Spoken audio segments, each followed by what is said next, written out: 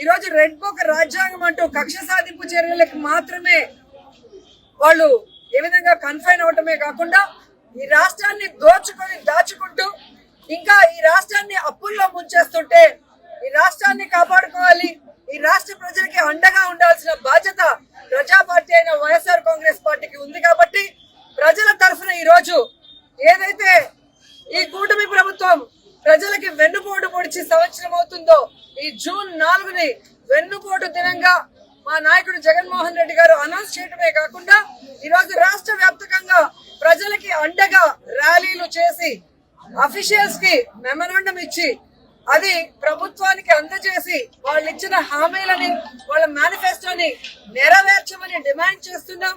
అవి నెరవేర్చకపోతే వదిలే ప్రసక్తి లేదు అని కూడా ఈ సందర్భంగా హెచ్చరిస్తున్నాం.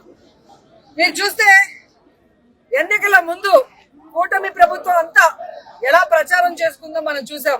ముఖ్యంగా తెలుగుదేశం పార్టీ వాళ్ళైతే వచ్చేది బాబే ఇచ్చేది బాబే. ఏమొచ్చిందయ్యా? మీకైతే పదవులు వచ్చాయి, బాబేవో వచ్చి ముఖ్యమంత్రిగా కూర్చున్నాడు.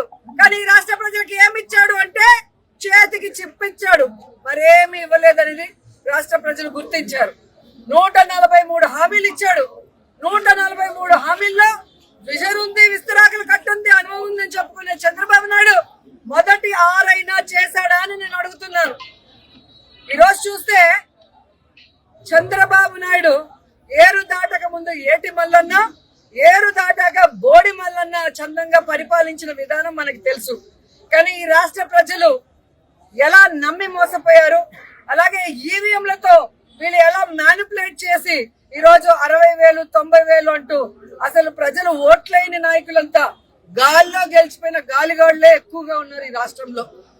సో ఈ రోజు నేను ఎందుకు ఇది చెప్తున్నాను అంటే జగన్మోహన్ రెడ్డి గారు ఎన్నికల్లో చెప్పడం జరిగింది, చంద్రబాబు నాయుడు 3 సార్లు ముఖ్యమంత్రి అయినా ఏ రోజు చెప్పిన వాగ్దానాన్ని నెరవేర్చలేదు, పిల్లనిచ్చిన మామనే వెన్నుపోటు పొడిచిన వాడు, జాగ్రత్తగా ఉండండి అని.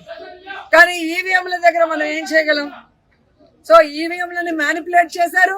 కొన్ని చోట్ల అమాయకమైన ప్రజలు, రైతులు, మహిళలు కూడా జగన్ గారే ఇచ్చినప్పుడు చంద్రబాబు నాయుడు, లోకేష్, పవన్ కళ్యాణ్ ఇస్తారేమో, పవన్ కళ్యాణ్ చెప్పిన మాటలు నమ్మి చాలా మంది ఓట్లు వేయటం కూడా జరిగింది. కానీ ఈ రోజు చూస్తే సూపర్ 6 చేస్తామన్న చంద్రబాబు నాయుడు సూపర్ 6 చేశాడా అని అడుగుతున్నాను. అన్నిటికీ వెన్నుపోటు పొడిచింది నిజం కాదా అని అడుగుతున్నా. ఈ రోజు తల్లికి వందనం ఇస్తానన్నాడు, కానీ ఇవ్వకుండా వెన్నుపోటు పొడిచాడు. రైతుకు అన్నదాత ఇస్తా అన్నాడు, ఇవ్వకుండా వెన్నుపోటు పొడిచాడు. జాబ్ క్యాలెండర్ ఇస్తా అన్నాడు, ఇవ్వకుండా వెన్నుపోటు పొడిచాడు. ఉద్యోగం ఇస్తా ఇవ్వని వాళ్ళకి నిరుద్యోగ భృతి ఇస్తా అన్నాడు, ఇవ్వకుండా వెన్నుపోటు పొడిచారు. అలాగే అధికారులకి ఐఆర్ ఇస్తాను, డిఏ ఇస్తాను అని చెప్పాడు, కానీ ఈ రోజు ఇవ్వకుండా ఎలా వెన్నుపోటు పొడిచారో మనం చూసాం. మహిళలకైతే ఉచిత బస్సు ఇస్తాను, పొద్దు నుంచి సాయంత్రం వరకు ఫ్రీగా తిరుక్కోవచ్చు అని చెప్పారు, కానీ ఇవ్వకుండా ఎలా వెన్నుపోటు పొడిచారో మీరందరూ కూడా కళ్ళారా చూశారు. ఈ రోజు ఒక్కరికి కూడా ఒక సెంటు భూమి గాని, ఒక ఇల్లు గాని కట్టించకుండా ఎలా వెన్నుపోటు పొడిచాడో మీరందరూ కూడా కళ్ళారా చూస్తున్నారు. సో వెన్నుపోటు అంటే చంద్రబాబు నాయుడు, చంద్రబాబు నాయుడు అంటే వెన్నుపోటు. ఇది ఈ రోజు ప్రజలు తెలుసుకున్నారు, వాళ్ళకి జరిగిన నష్టాన్ని వాళ్ళు తెలుసుకున్నారు. ఎప్పుడెప్పుడు ఎన్నికలు పెడితే జగన్మోహన్ రెడ్డి గారికి ఓటేసి మళ్ళీ ముఖ్యమంత్రిని చేసుకోవాలని ఎదురు చూస్తున్నారు అన్న దాంట్లో ఎటువంటి అతిశయోక్తి లేదని కూడా తెలియజేసుకుంటున్నా.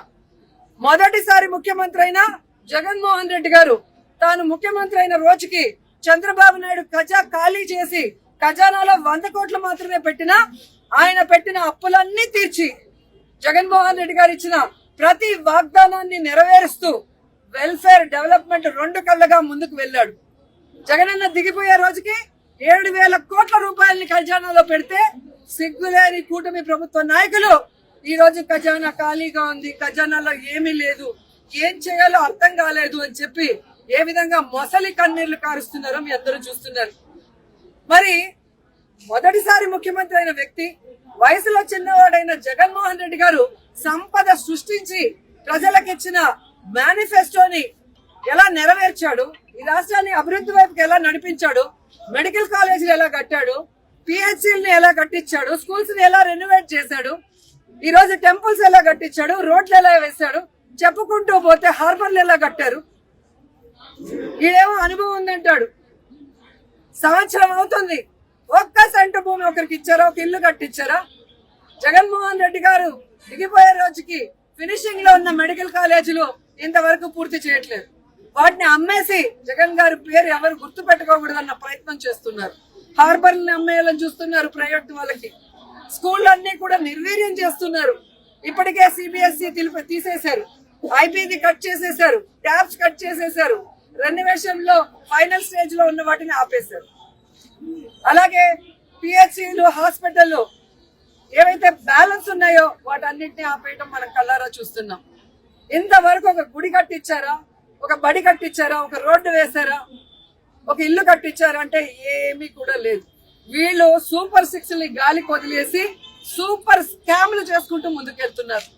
ఈరోజు ఈ రాష్ట్రంలో చూస్తే బెల్ట్ షాపులు, పర్మిట్ రూములు ఇబ్బడి ముబ్బడిగా ఇచ్చి మద్యంతో ఎలా దోచుకుంటున్నారు. ఖజానా బొక్క పెట్టారు.